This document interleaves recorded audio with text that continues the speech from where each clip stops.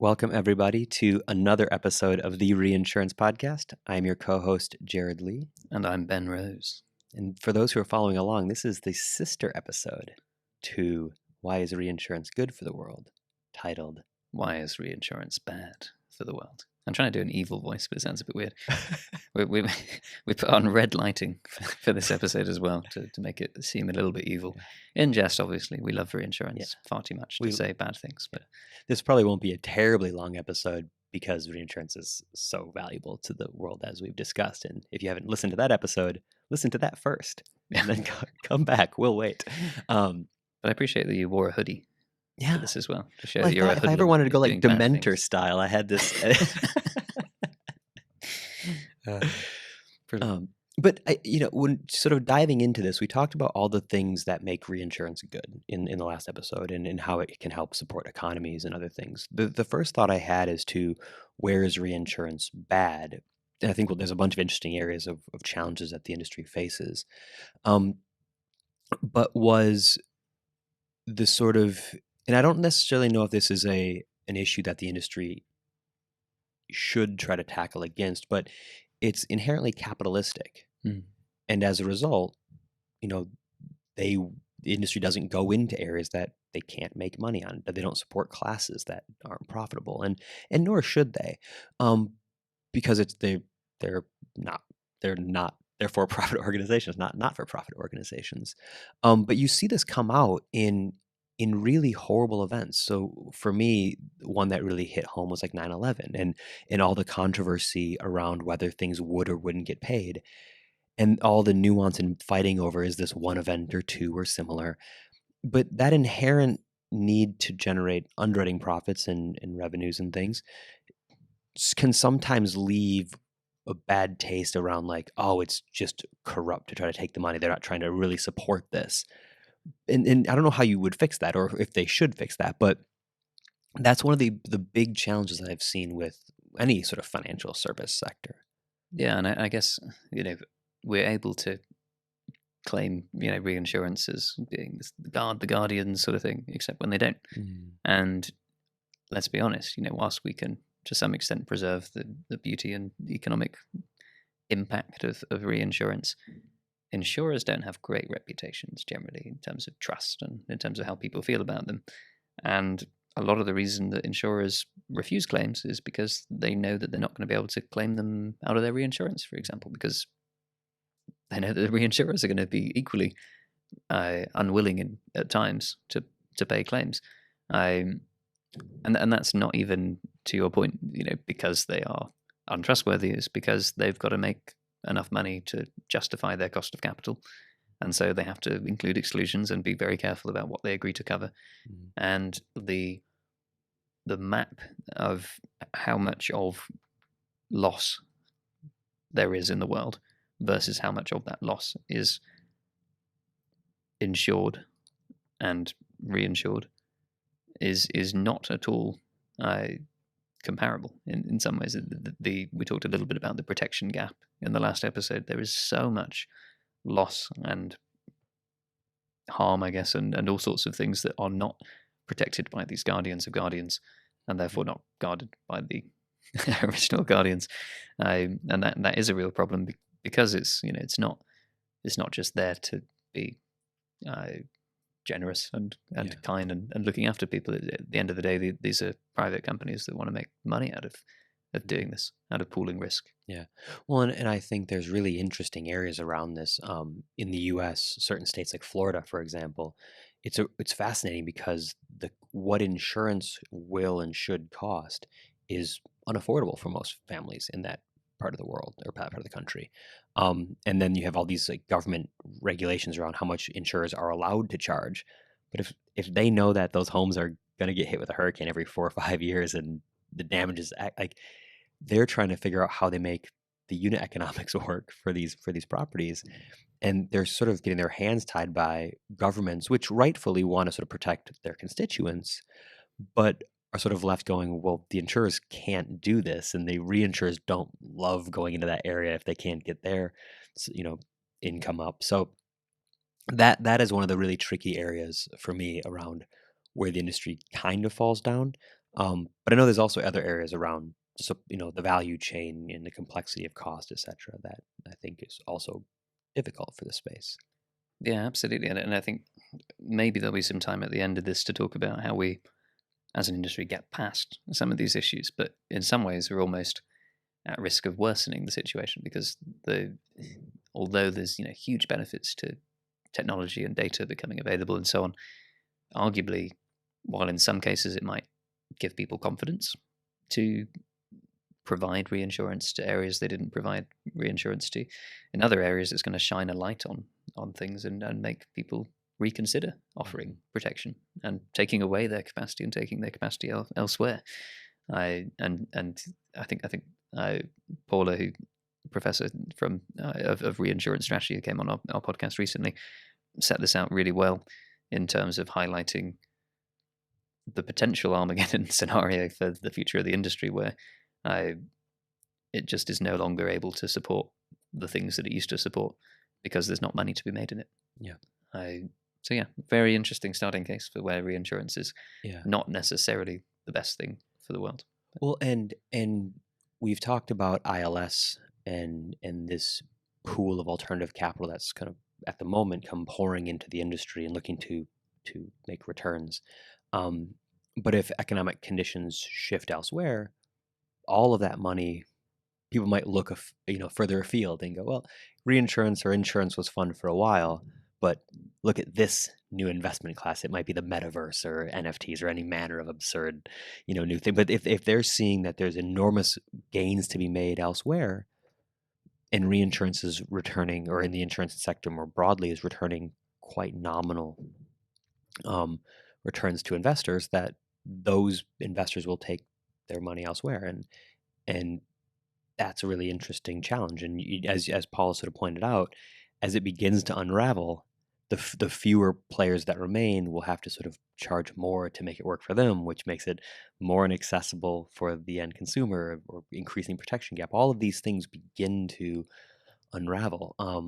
So it's fragile. Even it's really robust in so many ways, but if you pick away at it, it's a huge ball of string. But if you start picking at it, there's a scenario, but whereby a lot of things could happen over a number of years that could threaten it.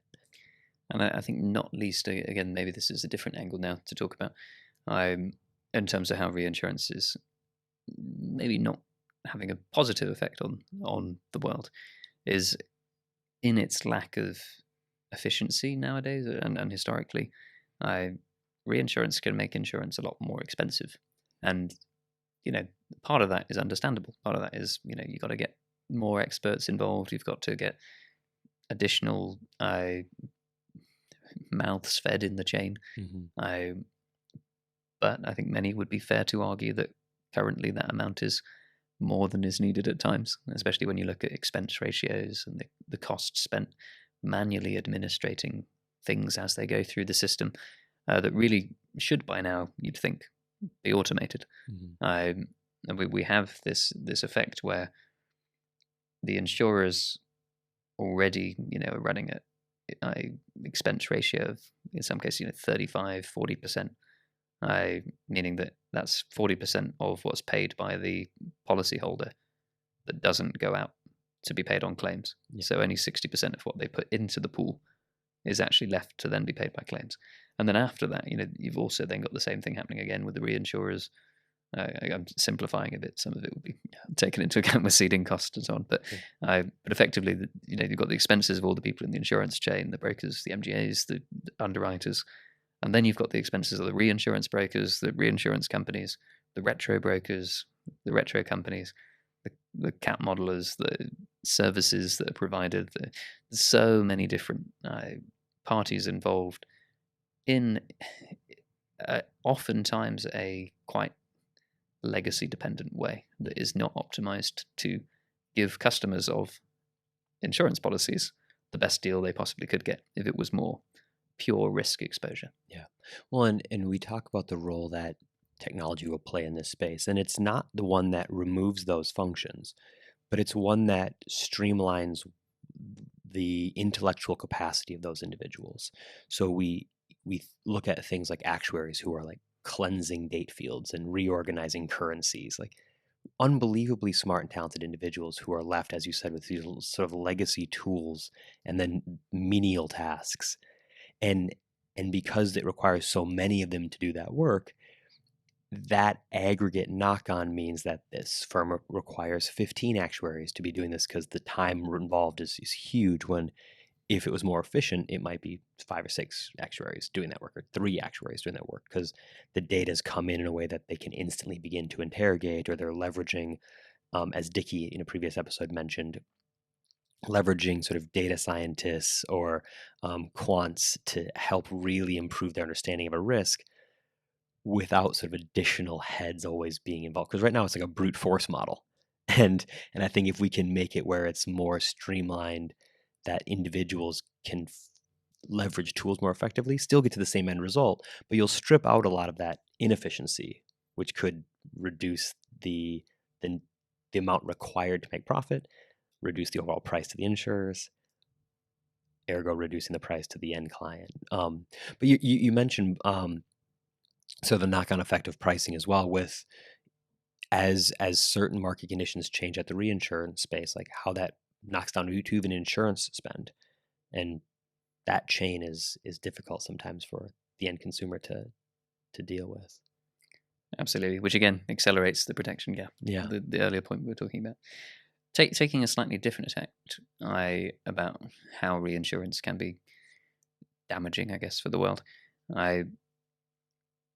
We talked in a previous episode about ESG, and we talked about how reinsurance is used to capitalize not only very beneficial projects that otherwise couldn't happen, but also a lot of projects and activities that maybe ethically people would have concerns about continuing to happen. I think there's some really interesting ones around. Obviously oil and gas and so on, and fossil fuel based means of energy production. That's a very well covered area, but there's all sorts of niches beyond that as well, in terms of the amount of the industry that takes place in Caribbean islands where there's maybe less rigorous tax applied, for example. There's all sorts of things that people could shine a light on and maybe find less ethically robust than they could be. I think, like all companies, the reinsurance industry is now getting to grips with more than just, are you insuring fossil fuels, but also, are you insuring supply chains that are slavery free? Are you insuring activities that are, good for the world in any shape or form? I think one of the really fascinating examples that got investigated even some 20 years ago was kidnap and ransom policies. The idea that wealthy individuals or influential individuals might get kidnapped and have to pay a ransom to be released back. The risk that ransom would then be used to fund terrorism or other activities that were very damaging was perceived as quite huge. So there was actually a full investigation launched by a few governments into, was the reinsurance market effectively funding terrorism accidentally by paying the ransoms of people who got kidnapped?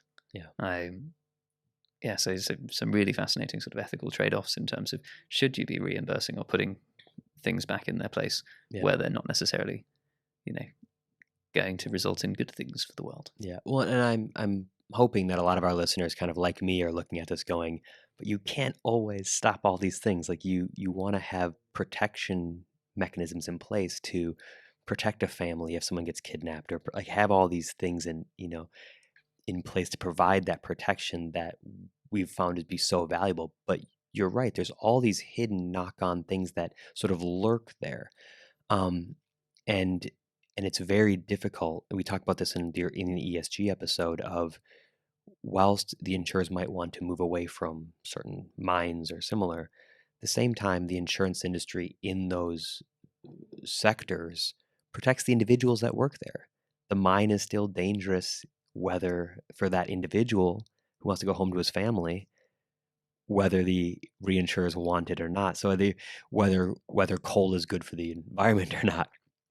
But So you're trying to unpick what is quite complex nuance there, and at the very end of the chain, reinsurance sits very similar to the really big banking sectors, where once you go up enough and you sort of distill it out far enough, um, there sort of lurks the cost at that level, and it's once you sort of really shine a light on it, you're like, oh, but they funded that thing for this, or they supported this thing via this other channel, and I don't know how you cleanly unpick all that whilst keeping the overall mechanism in place, and that's the world that reinsurance also plays in, is that kind of, are we accidentally doing really bad things because we can't prevent it always, and going aggressively into removing ourselves from that has sizable knock-on effects that we wouldn't want to potentially create. So it's, the industry wrestles with that a little bit. I think the industry's moral compass is really tuned into a lot of these things now. So they're wrestling internally with how they do some of these things. Indeed, and you spoke of the word moral, Mm. which reminded me actually of a really interesting concept that's also enabled by insurance and reinsurance, which is moral hazard, which I thought would be a fun thing to introduce our listeners to, because we haven't introduced that term yet. But moral hazard is this idea that people behave differently when they know that the risk of their actions is being borne by somebody else. Mm-hmm. So in some ways, insurance and reinsurance enables people, as we talked about, to take great risks, to do great things that they wouldn't otherwise do. But in other cases, it also enables people to do bad things that they otherwise wouldn't do if they knew that the risk was on them and them alone. We talk about, people needing, in some countries with very rigorous standards in their insurance warranties and contracts and so on to enable a payout, insisting on things like sprinklers being included in buildings to enable fire insurance. In other countries, in other environments, that's not necessarily the case, and some organizations, some individuals deliberately don't put in place risk mitigations because the insurers will pay for it. Yep. And in doing so, they put workers' lives at risk, properties at risk, assets at risk that they probably should have taken responsibility for protecting, but didn't, because we've got insurance, we'll be all right.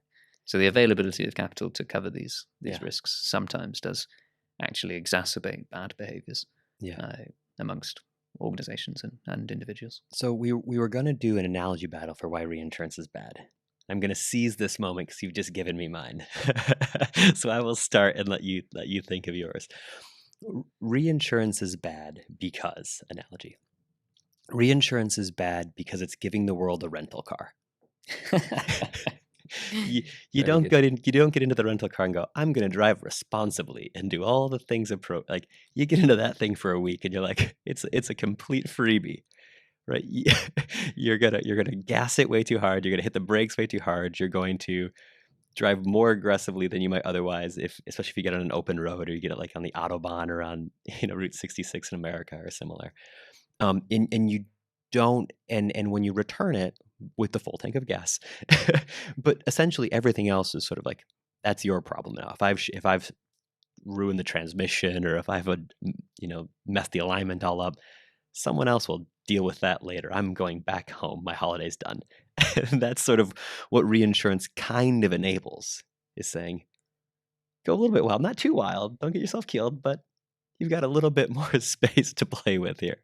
I think that's a very, very good moral hazard example. Although maybe it's just me. I'm really cautious when I've got like hired cars or things. I'm more careful than with my car. Interestingly, but everyone else is always telling me that a hire car is the fastest car in the world.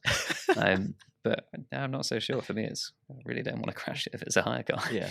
But anyway, to counter my analogy in this analogy battle, is that reinsurance, when it's being bad, is a lot like I don't want to include a brand name here, a very powerful speaker system. If you're playing good music, you're really, really loud, you make a lot of people happy. You let people hear things that they otherwise might not have heard. You're playing bad music, really, really loud.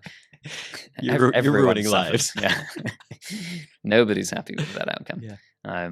But you're effectively, I could have used a ton of examples. digital technology, venture capital, the internet.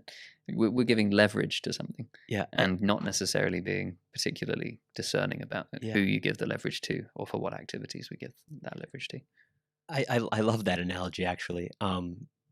Living in London, the other week I was in New York, but when you go, you're somewhere. Jet set lifestyle, though, Jerad. Yeah, exactly. Commercial airlines for the win.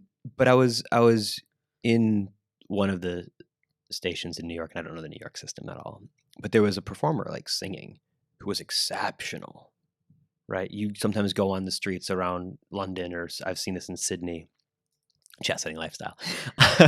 But where there's a performer who's brilliant, just you want to stop and listen and give them money and buy, like they're ridiculously good.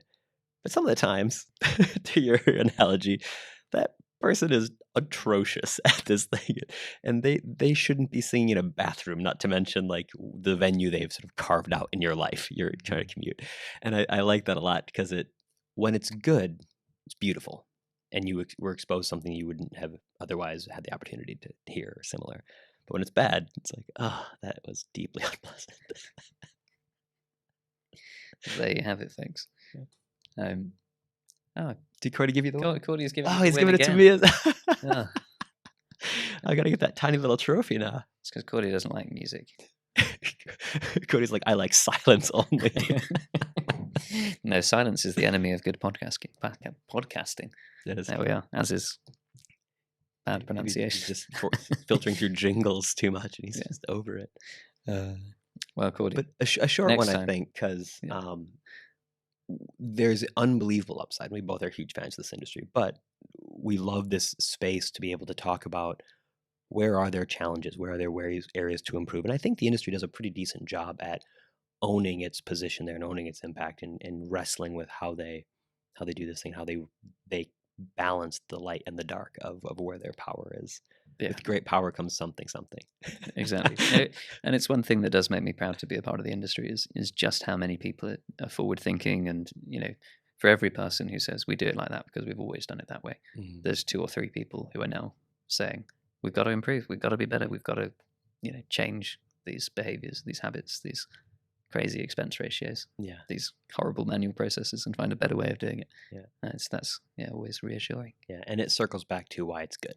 Right? Because if all of those areas improve, everything we talked about in what makes the industry good boisters, and so it's a super exciting thing. It's balancing those things. But I think on the whole, the industry errs very heavily on providing huge amounts of good for the world. But we would be remiss to not at least touch on where there's challenges and where there's areas that we can be better and where we are bad.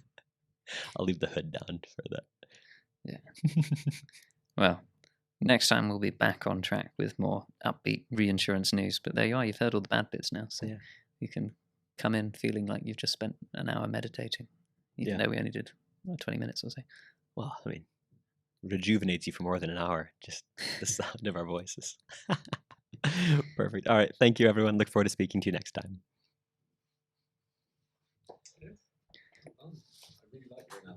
Yeah, I can tell.